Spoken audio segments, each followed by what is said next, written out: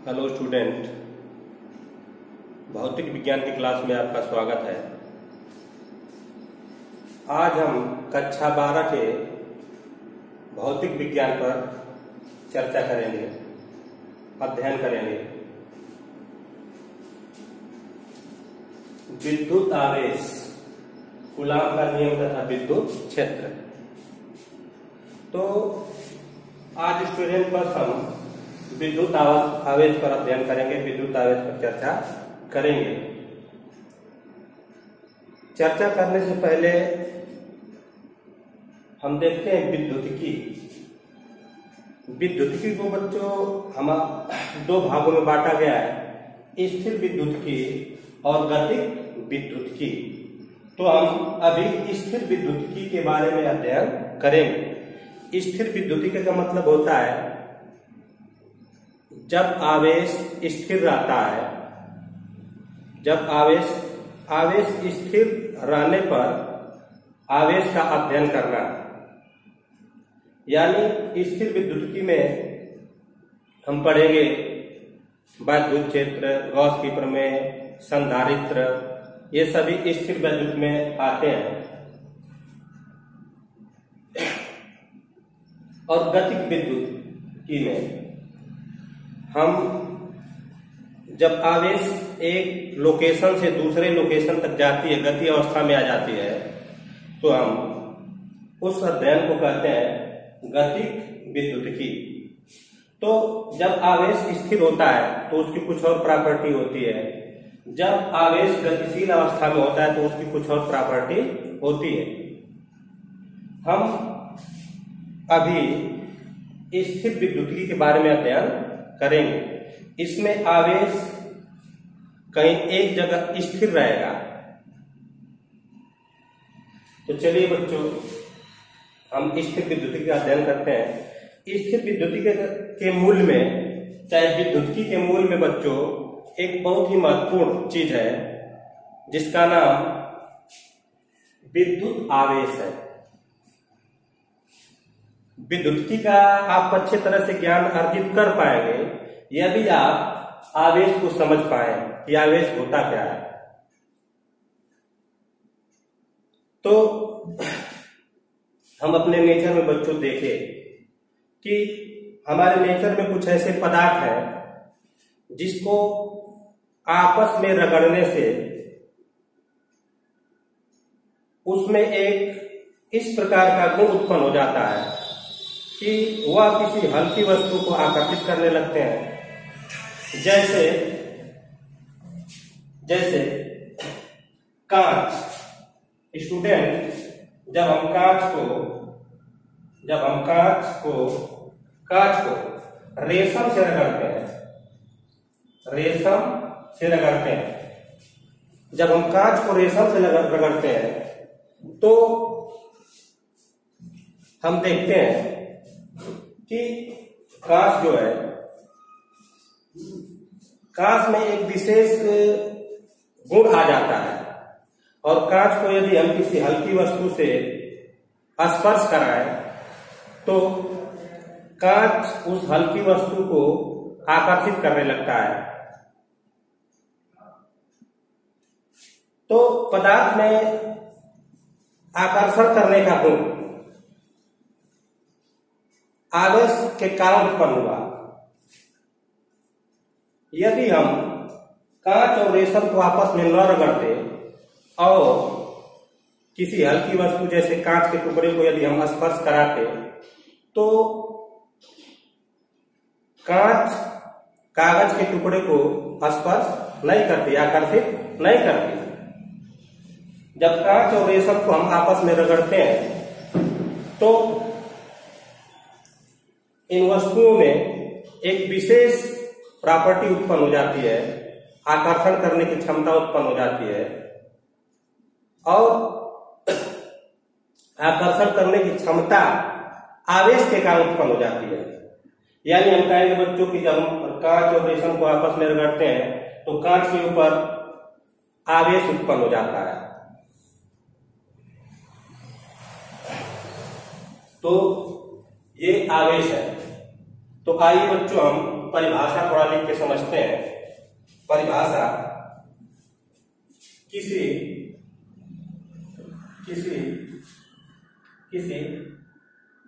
पदार्थ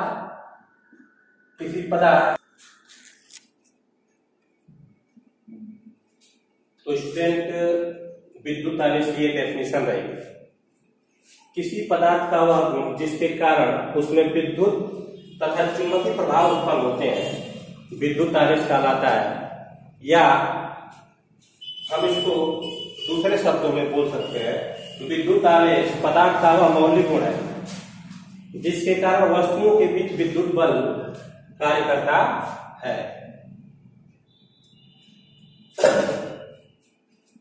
और एक चीज और बच्चों, आवेश को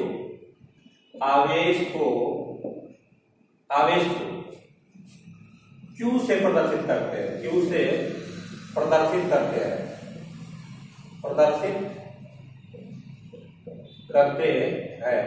आवेश को Q से प्रदर्शित करते हैं।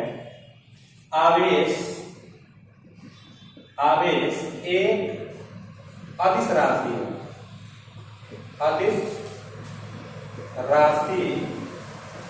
है। आवेश एक अदिश राशि है, ठीक।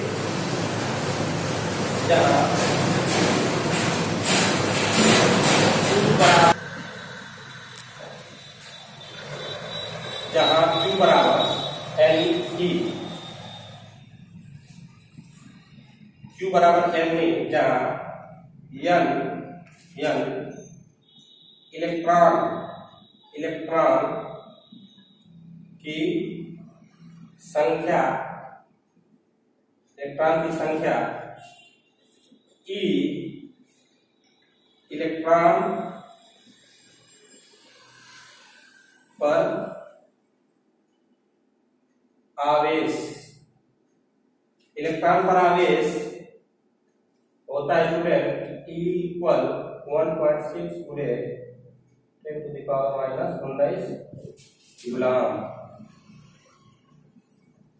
कूलाम। आवेश को स्टूडेंट Q से प्रदर्शित करते हैं। आवेश एक अदिश राशि है जहां N इलेक्ट्रॉनों की संख्या है। इलेक्ट्रॉन पर आवेश 1.6×10⁻⁹ कूलाम। और एसआई सिस्टम में बच्चों, आवेश का मात्रक कूलाम होता है। एसआई सिस्टम में आवेश का मात्रक कूलाम होता है। और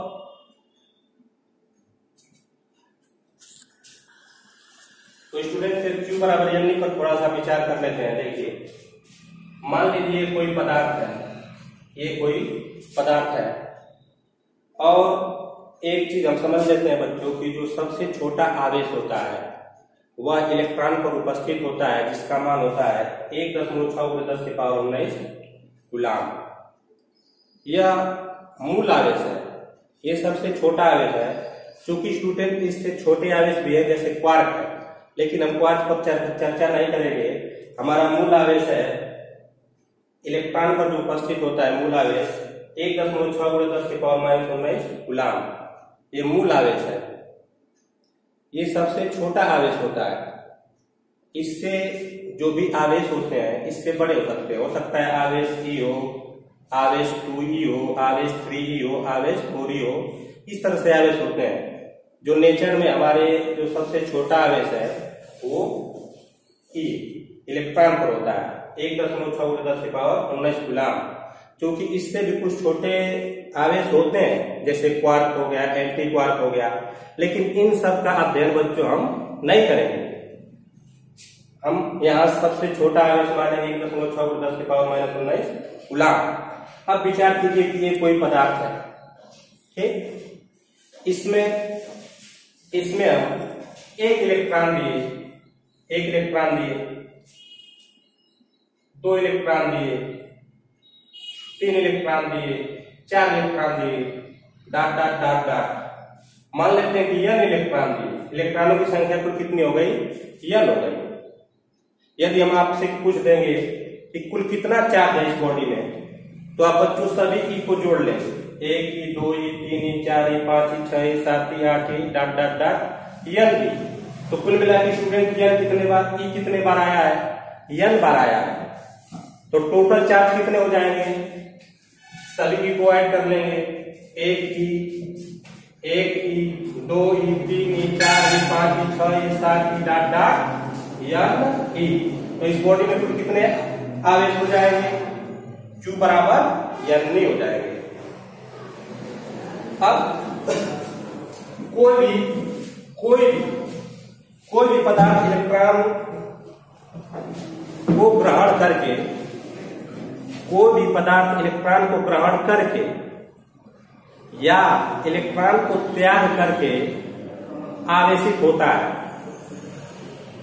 यदि बच्चों किसी भी पदार्थ को आपको आवेशित करना है तो आप उस मटेरियल में, उस पदार्थ में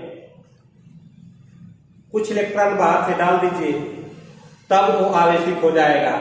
या पदार्थ से इलेक्ट्रॉन को क्या करिए, बाहर निकाल दीजिए, तब पदार्थ क्या होगा, आवेशित होगा।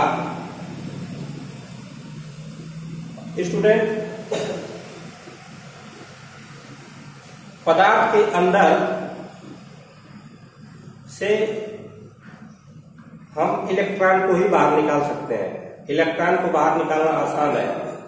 तो किसी आवेश को, किसी पदार्थ को आवेशित करने के लिए हम सिर्फ इलेक्ट्रॉन को ही जिम्मेदार मानते हैं। पदार्थ में इलेक्ट्रॉन को यदि हम डालें तो भी आवेशित होगा, पदार्थ से इलेक्ट्रॉन यदि हम निकालें तो भी आवेशित होता है। तो पदार्थ को आवेशित करने के लिए केवल और केवल इलेक्ट्रॉन ही जिम्मेदार होता है। अब एक कूलम आवेश कितना होता है, एक कूलम आवेश, स्टूडेंट देखिए, एक कूलम आवेश, एक कूलम आवेश, एक कूलम आवेश, एक कूलम आवेश, एक कूलम आवेश। एक कूलम आवेश में बच्चों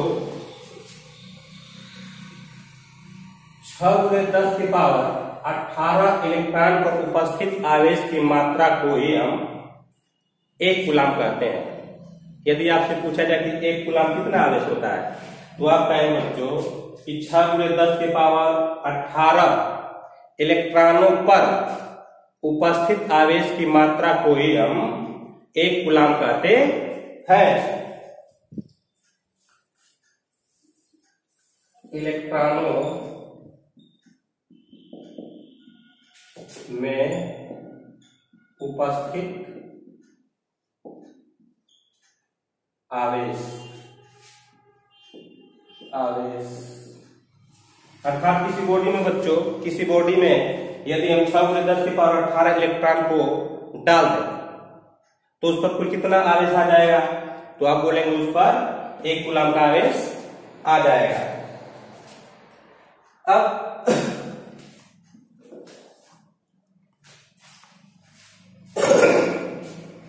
आवेश के प्रकार पर बच्चों बात करते हैं। आवेश कुल कितने प्रकार के होते हैं, तो आवेश के प्रकार स्टूडेंट, हमने 2 चार्ज लिए अलग अलग प्रकार के, जैसे ये मार्कर है,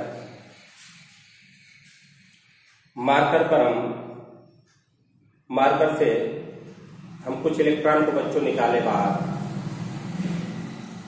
ये मार्कर आवेशित हो गया। एक दूसरी वस्तु हम लाए,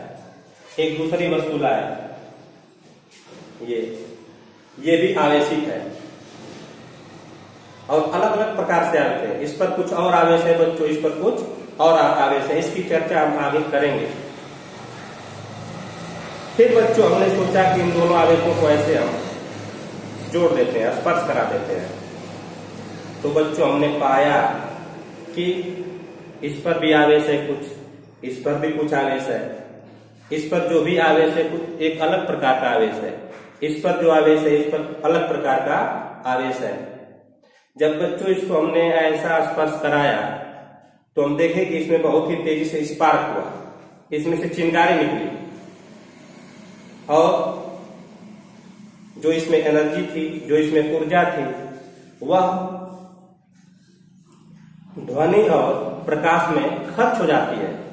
और फिर बाद में हम देखते हैं कि इस वस्तु से किसी हल्के कागज के टुकड़े को स्पर्श कराते हैं, किसी हल्की वस्तु को स्पर्श कराते हैं तो फिर यह स्पर्श नहीं करता, ये भी पदार्थ स्पर्श नहीं करता। अब इस पर का आवेश गया कहां? तो इसका जवाब है स्टूडेंट कि इसका आवेश शून्य हो गया, इसका आवेश शून्य हो गया।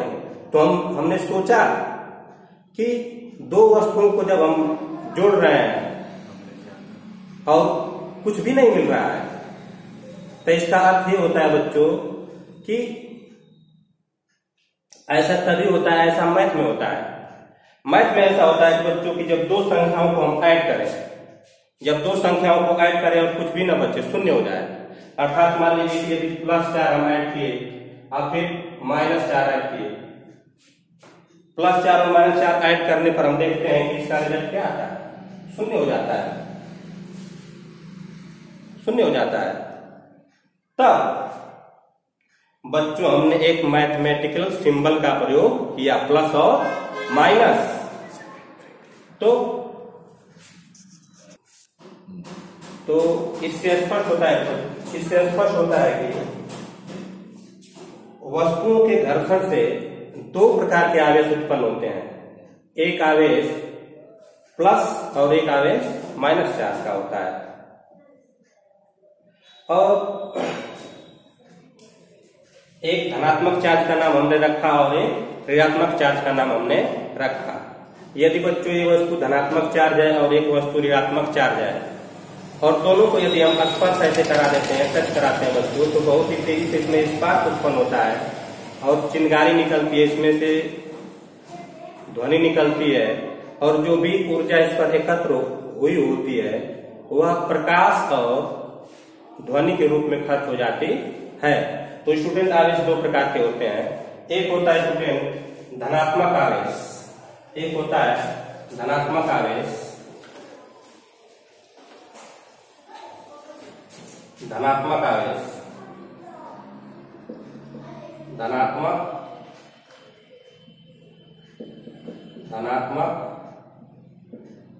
आवेश, धनात्मक आवेश, ठीक। धनात्मक आवेश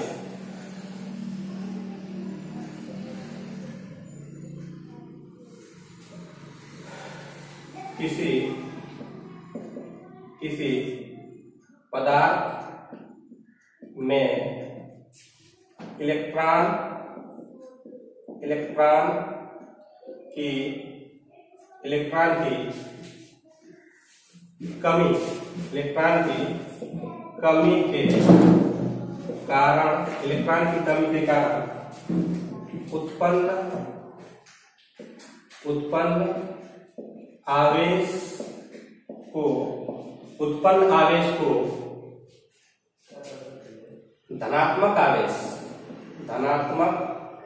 को धनात्मक आवेश कहते हैं, धनात्मक आवेश कहते हैं। किसी पदार्थ में इलेक्ट्रॉनों की कमी के कारण उत्पन्न आवेश को धनात्मक आवेश कहते हैं। और नंबर 2 ऋणात्मक आवेश, ऋणात्मक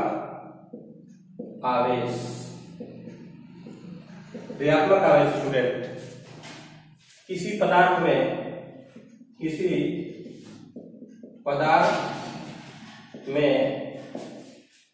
इलेक्ट्रॉनों की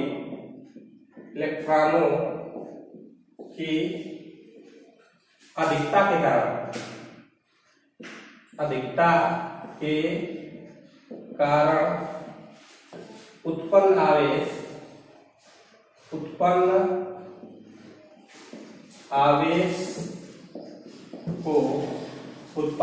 को ऋणात्मक आवेश ऋणात्मक आवेश कहते हैं।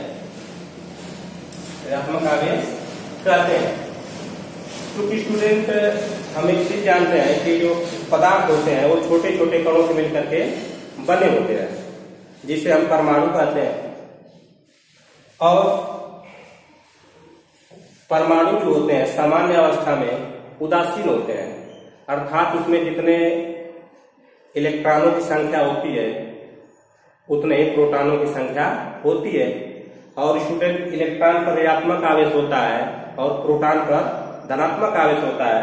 क्योंकि नाभिक में प्रोटॉन स्थित होता है, नाभिक में प्रोटॉन और न्यूट्रॉन दोनों स्थित होते हैं। न्यूट्रॉन पर आवेश नहीं होता है, प्रोटॉन पर धनात्मक आवेश होता है। और इलेक्ट्रॉन नाभिक के चारों तरफ कक्षाओं में गति करते हैं। तो सामान्य अवस्था में किसी परमाणु का नेट चार्ज कुल आवेश शून्य होता है, कुल आवेश शून्य होता है।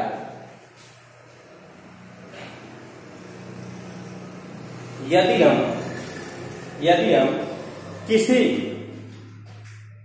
किसी पदार्थ में इलेक्ट्रॉन बाहर से ला करके इसमें डाल दें पदार्थ के अंदर, तो इस पदार्थ के अंदर इलेक्ट्रॉनों की संख्या अधिक हो जाएगी। इस पदार्थ के अंदर इलेक्ट्रॉनों की संख्या अधिक हो जाएगी। इलेक्ट्रॉनों की संख्या जब अधिक हो जाएगी तो हम कहेंगे कि ये जो भी पदार्थ है, ये जो भी एटम है, या एटम क्या हो गया, ऋणात्मक आवेशित हो गया।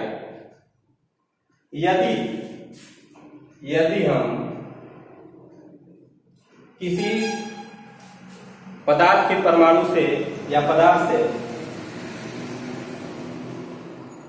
इलेक्ट्रॉन को निकाल दें बाहर, इलेक्ट्रॉन को बाहर निकाल दें, तो पदार्थ में इलेक्ट्रॉनों की कमी हो जाएगी। लेकिन बच्चों प्रोटॉन की संख्या में कोई कमी नहीं होगी, इलेक्ट्रॉनों की संख्या में कमी हो जाएगी। और इलेक्ट्रॉनों की संख्या में जब कमी हो जाएगी तो पदार्थ क्या हो जाएगा, धनावेशित हो जाएगा। अर्थात यदि आप किसी एटम में या किसी पदार्थ में इलेक्ट्रॉन को डालते हैं तो वह पदार्थ, उस पदार्थ में इलेक्ट्रॉनों की संख्या अधिकतम हो जाती है और पदार्थ ऋणात्मक आवेशित हो जाता है। और किसी पदार्थ से या एटम से इलेक्ट्रॉन को बाहर यदि हम निकाल दें तो उस एटम में इलेक्ट्रॉनों की संख्या कम हो जाती है, जिससे वह पदार्थ धनात्मक आवेशित हो जाता है।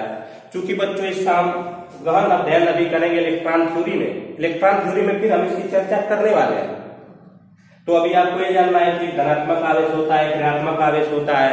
ठीक, धनात्मक आवेश किसे कहते हैं, ऋणात्मक आवेश किसे कहते हैं, क्योंकि स्टूडेंट परीक्षा में आपको लिखना भी होता है, इसलिए थ्योरी हमने आपको लिखी है, इसको आप नोट करिएगा।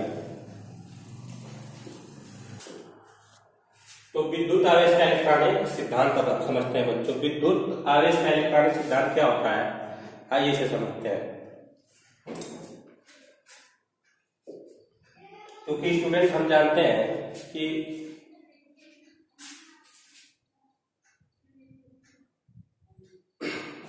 पदार्थ जो होते हैं छोटे छोटे कणों से मिलकर के बने होते हैं, छोटे छोटे कणों से मिलकर के बने होते हैं, जिसे हम परमाणु कहते हैं, जिसे हम परमाणु कहते हैं। और परमाणु के अंदर एक नाभिक होता है बच्चों, और नाभिक में प्रोटॉन और न्यूट्रॉन होते हैं, और इलेक्ट्रॉन नाभिक के चारों तरफ एक निश्चित कक्षाओं में गति करते हैं। 11वीं के बच्चों आप पढ़ चुके हैं कि छोटे छोटे कणों से मिलकर पदार्थ बनता है। उन्हीं छोटे छोटे कणों को हम क्या बोलते हैं, परमाणु बोलते हैं। और परमाणु में एक नाभिक होता है, नाभिक में प्रोटॉन और न्यूट्रॉन होते हैं, और प्रोटॉन पर धनात्मक आवेश होता है। प्रोटॉन पर धनात्मक आवेश प्रोटॉन पर धनात्मक आवेश, ये रहा बच्चों न्यूट्रॉन। न्यूट्रॉन उदासीन होता है, न्यूट्रॉन पर कोई आवेश नहीं, न्यूट्रॉन पर कोई आवेश नहीं होता,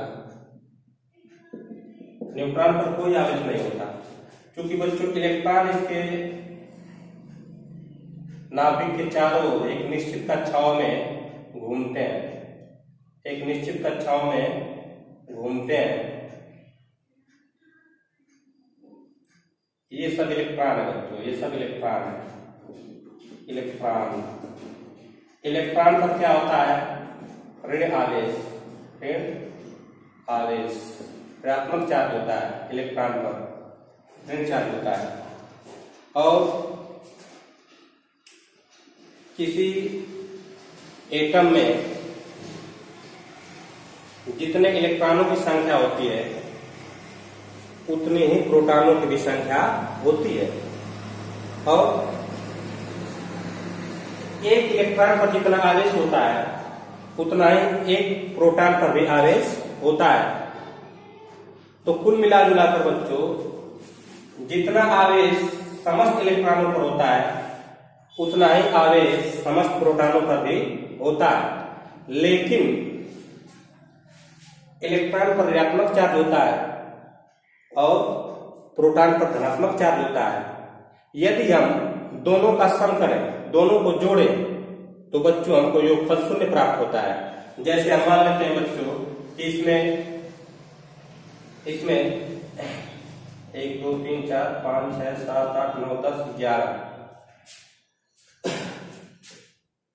इसमें मान लेते हैं बच्चों कि 11 इलेक्ट्रॉन है, 11 इलेक्ट्रॉन है,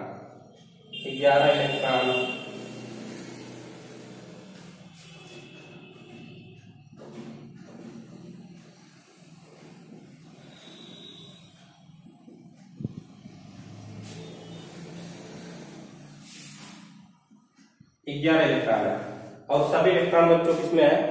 ऋणात्मक चार्ज होते हैं।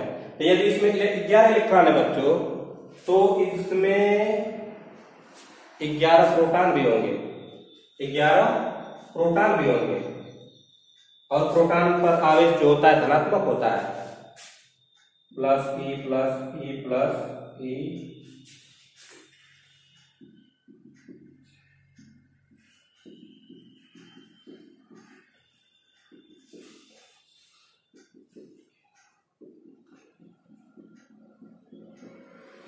तो देखिए इसमें जितने इलेक्ट्रॉन है उतने प्रोटॉन है। यदि बच्चों हम दोनों का सम करें, दोनों को जोड़ें, तो हम देखते हैं कि ये सब वैल्यू एक दूसरे से क्या होती है? कट जाती है। प्लस माइनस से सब क्या होता है? कट जाता है, और टोटल चार्ज क्या हो जाता है? 0 हो जाता है। अर्थात सामान्य अवस्था में परमाणु पर जो नेट चार्ज होता है, जो कुल आवेश होता है, वो 0 होता है, क्योंकि जितने प्रोटॉन होते हैं उतने इलेक्ट्रॉन होते हैं। प्रोटॉन पर धनात्मक आवेश और इलेक्ट्रॉन पर ऋणात्मक आवेश, ठीक। और ये दोनों आवेश एक दूसरे को क्या करते हैं? कैंसिल कर देते हैं। अब सुनिए, यदि स्टूडेंट इसमें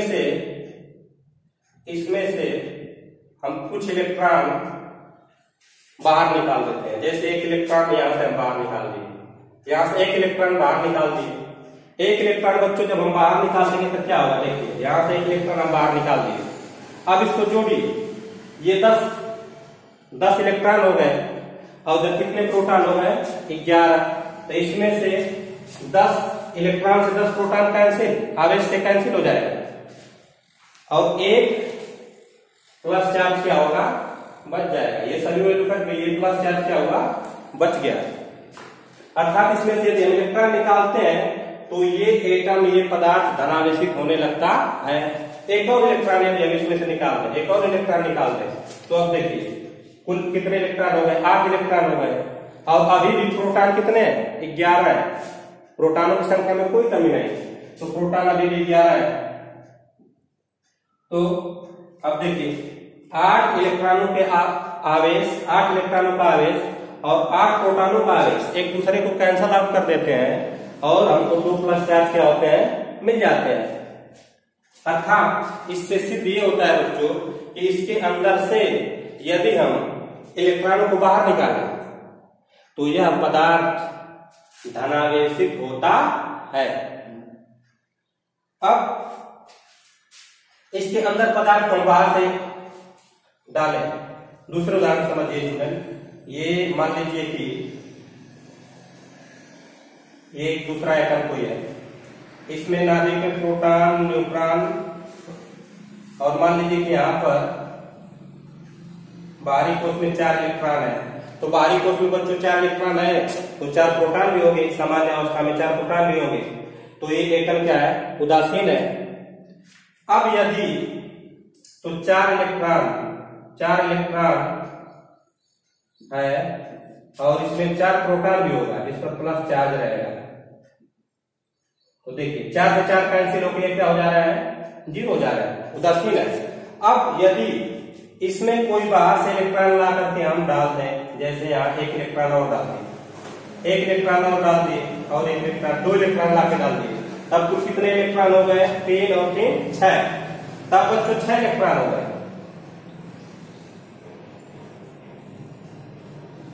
6 इलेक्ट्रॉन।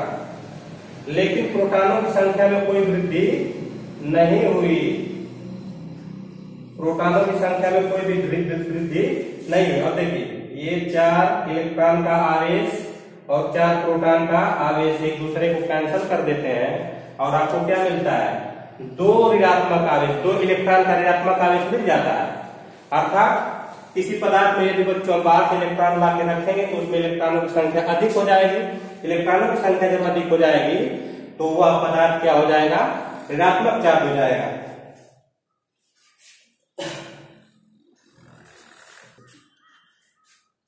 तो स्टूडेंट, किसी पदार्थ के एटम से हम इलेक्ट्रॉन को बाहर निकाल के या इलेक्ट्रॉन को पदार्थ के अंदर रख के हम पदार्थ को आवेशित कर सकते हैं।